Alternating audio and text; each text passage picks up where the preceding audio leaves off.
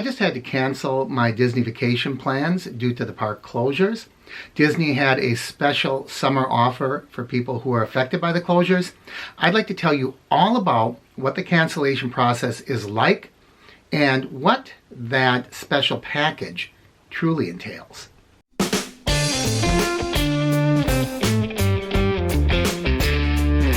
Welcome everyone, I'm Mark. This is the Average Me channel. If you are new to the channel, I'm going to ask that you click my face to subscribe. And don't forget to ring that bell icon up above. That way you'll know when I post new videos. This morning was an interesting day. Regrettably, I had to cancel my Disney vacation plans. I had my fingers crossed, but I think I knew deep down that this was going to happen. I waited till almost the last minute. As I make this video, it is, what's the date? It is the 9th of April. And my vacation started in a little over a week on April 18th. So I want to tell you about the cancellation procedure, what it was like, how I cashed in on the special offer, and was it truly special? There's a lot to talk about. There's a lot of numbers to crunch. I'll try to make this as easy as possible.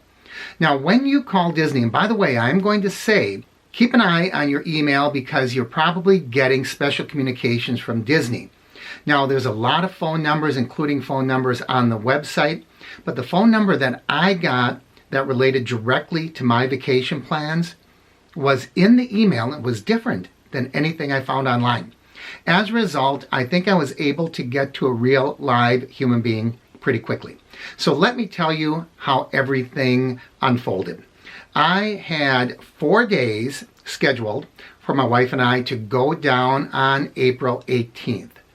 And obviously that's not going to happen. The park is still closed. So I called that special number, and the first thing I got was the automated system. It asked a lot of questions.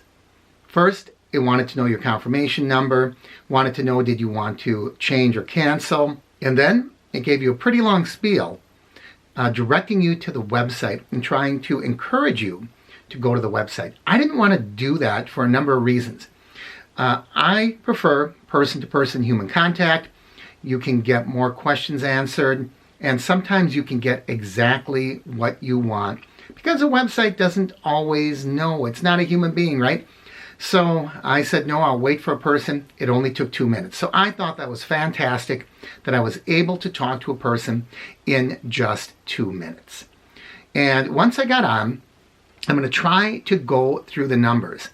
I said I wanted to cancel on this date and I want to rebook on a date in September.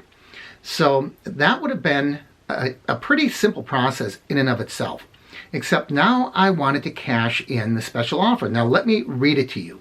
Because your Walt Disney World reservation is affected, you're invited to reschedule a magical vacation and take advantage of a special package offer. After all, summertime is the perfect time to make the kind of cherished memories that we all need now more than ever. So here's the offer. Get a free dining plan when you purchase a non-discounted Walt Disney Travel Company package that includes theme park tickets and accommodations to a select Disney Resort hotel. Valid for arrivals June 1st through September 30th. So I came in under the wire. I rebooked for September. Book now through May 31st. So in order to get that offer, 2 things have to occur. Number 1, you have to book before the end of May. So that gives us right now, as you're watching this, almost 2 months. But it has to be completed before September, which is kind of the iffy part because we just don't know when the parks are going to reopen at this point. I'm certainly hoping that they open before September.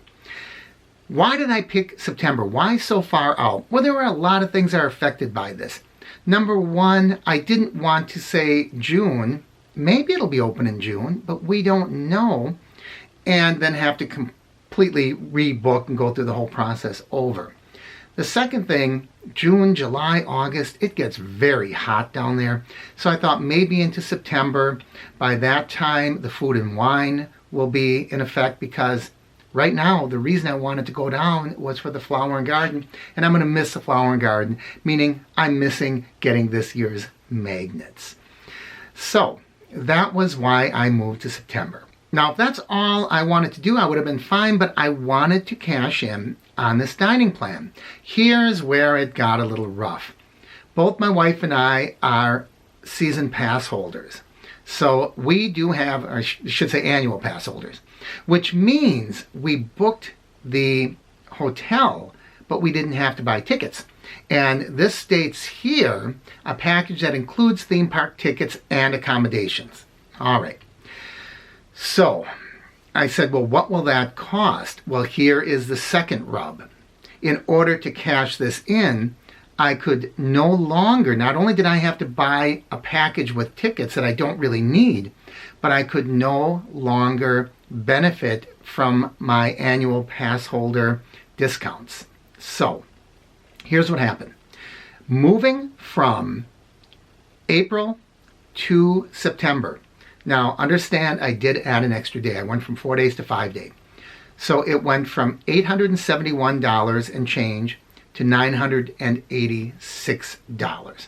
So that's not bad. It only tacked on about 115 bucks for one extra day.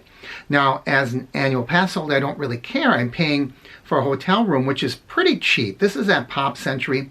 You probably can't get, a Hampton Inn for 115 bucks in the area, or it would be comparable to that. So I figured that's not bad. Now I brought up, what about getting this dinner package? Oh, wait, now everything had to start over. So what they had to do was first cancel my reservation altogether and start from scratch as if I was rebooking a brand new reservation. And they had to tack on a ticket package. So they allow the cheapest ticket package possible, which is a 2-day, not even a park hopper, but just 2-day admission into a park. That was the minimum they would accept. So I had to buy 2-day tickets in order to get this. What did that cost? That 2-day ticket costs $490.66. So now you're saying, wait a minute. So now I am paying almost $500 just to get free meal because I'm already being able to be admitted to the park. All right, here's where it gets a little tricky. She told us, and she was very patient, I should say. Her name was Victoria. She was very, very patient with us. She said, when we get to the park, this is a lot of finagling, so you got to be prepared to want to do this. When you get to the park, you can go to park services, customer service, whatever they call it, and you can have the price of these tickets applied to your annual pass. But you see what's happening here. What that's doing now is assuring if I want to do this, I have to buy an annual pass again. I have to re-up for next year. I just purchased my annual pass expires right now in April. Well, it's being extended because of the closure. And however many days the park is closed, I would assume from the day that my pass expires, which is kind of weird because my annual pass was affected up until this point too. I assume all they're going to do now is take it from the time that my pass renews, however long that park continues to be closed, they're going to tack on to the back end of my annual pass. What's going to happen when my pass comes up for renewal in April? Half of this $490.66 is going to be applied to my renewing my annual pass. Then, when my wife's comes up for renewal, the other half will be applied to hers. So they're kind of guaranteeing that we're going to re-up for another year. So it's starting to sound like I'm spending an awful lot of money to save a little bit, right? But we weighed this and we figured, what are the odds we're going to renew our annual pass? Pretty good. So we decided to go for it. So here's what happened. The end result was this. Once we renewed with our 5 days and our 2 tickets for 2 days, it was $1,517.22. That's a new package with meals. The old package, adding my room rate with the discount and the $490.66 for meals, came out to $1,477. Now I know these are a lot of numbers, so just trust me, the difference was 40 bucks. So the difference between purchasing this with an annual pass holder discount and purchasing this just as the average person coming in off the street without that discount, the difference was only $40. So now, $40, and we divide that out by the number of meals we get. So we get 5 nights worth of meals. That's 2 counter services a day, a snack, and a drink with each meal.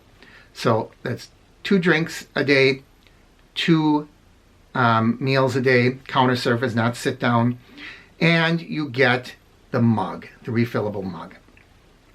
So divide that out, it came out to just a couple of bucks a day. So in the long run, we are coming out ahead, right? When you add that up, so that's 5 days times 2 apiece. That's what, 20 meals divided by 40. So you're looking at about $2 a day for those 2 meals and drinks. So my free meals end up costing me about $2 a day. However, I have to now be locked in to buying an annual pass for next year. If I don't buy the annual pass, I'm just out that $490. So did you stick with me on all that? If all you're going to do, if you're not an annual pass holder, this is a piece of cake. Call them up and they will switch that over. However, unlike the airlines, if you switch to a date that's more expensive, you are going to pay for the difference. Disney is not comping that. It's not a night for a night. It's dollar for dollar. So if you originally booked a really good deal in, let's say, April, and now you rebook for June or July or August and prices are a little higher, you are going to pay the difference. But I'm going to assume that if the prices are lower, you'll get refunded the difference as well. I don't know. It didn't go in that direction for me, but I have to make that assumption.